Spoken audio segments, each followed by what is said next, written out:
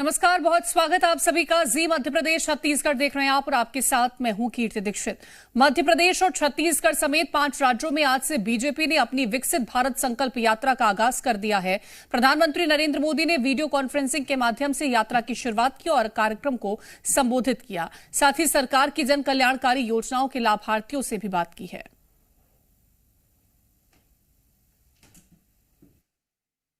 आज से राजस्थान, मध्य प्रदेश, छत्तीसगढ़, तेलंगाना और मिजोरम में भी इस यात्रा का आरंभ हो गया है।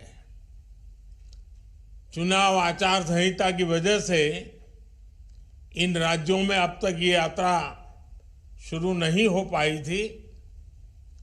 मेरा हर राज्य की नई सरकारों को आग्रह है कि विकसित भारत संकल्प यात्रा का अपने राज्य में तेजी से विस्तार करें। साथियों, विकसित भारत संकल्प यात्रा को हरी झंडी भले ही मोदी ने दिखाई है, लेकिन सच्चाई ये है कि आज देशवासियों ने इस यात्रा की कमान संभाल ली है।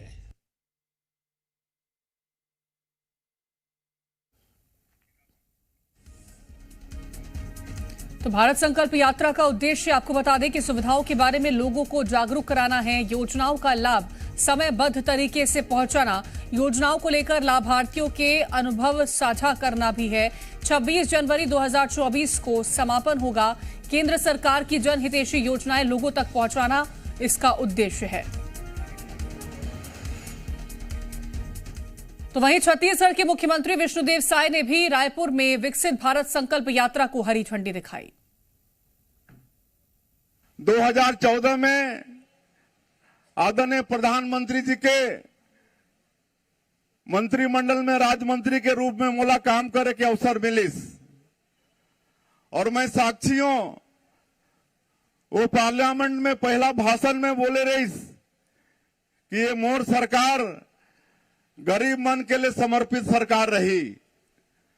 और आपन देखे हो कि 2014 से लेकर 5 साल तक गरीब मन के खातिर काम हुई। मकान देहे के काम, गैस सिलेंडर देहे के काम, बिजली पहुंचाए के काम, खाता खोले के काम। पिछले 5 साल में 18 लाख गरीब मन के पक्का के मकान के काम रुक गए रही। कितना बड़ा अन्याय गरीब मन के साथ में। अधूरा मकान की अगला किस्त नहीं मिली, आज तक वो मन मकान नहीं बना पाए हैं। लेकिन आज गौरव के साथ मैं आप लोग बताता हूं कि शपथ ग्रहण के दूसरे ही दिन पहला कैबिनेट में हमने निर्णय ले ले हन कि अब 18 लाख गरीब मन के पक्का के मकान अब बने। तो चलिए अब आपको यात्रा के बारे में जरूरी जानकारी भी बता देते हैं। विकसित भारत संकल्प यात्रा मध्य प्रदेश में 42 दिनों तक निकाली जाएगी, जहां इस यात्रा के लिए केंद्र सरकार ने 366 रथ मुहैया कराए हैं। तो आईसीसी वैन के जरिए यात्रा निकाली जाएगी। विकसित भारत संकल्प यात्रा का अहम उद्देश्य सरकार की कल्याणकारी योजनाओं को जन जन तक पहुंचाने का लक्ष्य है।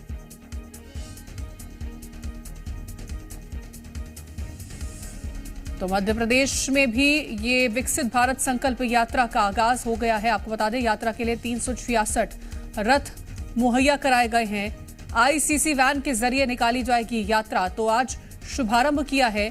प्रधानमंत्री नरेंद्र मोदी संबोधित करते हुए भी नजर आए थे। तो कल्याणकारी योजनाओं को जन जन तक पहुंचाने का लक्ष्य इसमें रखा गया है। प्रदेश में 42 दिन तक निकाली जाएगी यात्रा।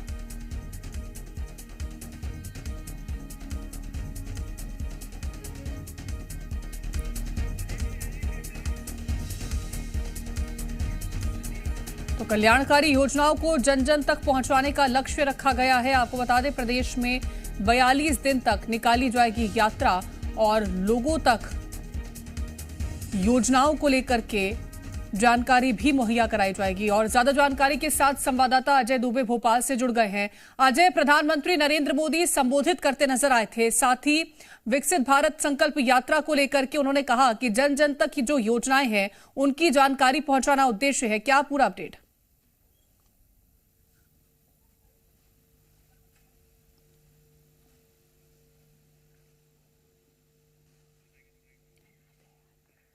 तो कल्याणकारी योजनाओं को जन जन तक पहुंचाने का लक्ष्य रखा गया है। आपको बता दें कि प्रदेश में 42 दिन तक निकाली जाएगी यात्रा, और इसी के साथ ही ये भी जानकारी पहुंचा दें कि यात्रा के लिए 366 रथ मुहैया कराए गए हैं।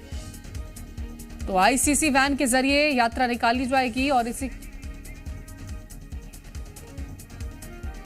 तो कल्याणकारी योजनाओं को जन जन तक पहुंचाने का लक्ष्य रखा गया है।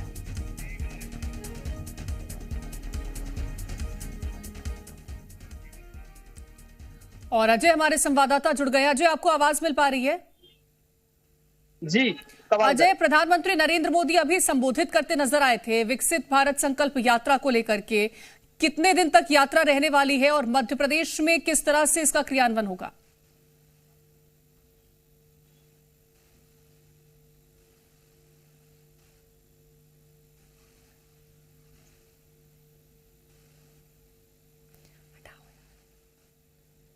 तो अजय से दोबारा संपर्क साधने की कोशिश करेंगे। मध्य प्रदेश में बीजेपी की यात्रा 42 दिन तक रहने वाली है। आपको बता दें कि 42 दिन तक निकाली जाएगी यात्रा। यात्रा के लिए 366 रथ मुहैया कराए गए हैं।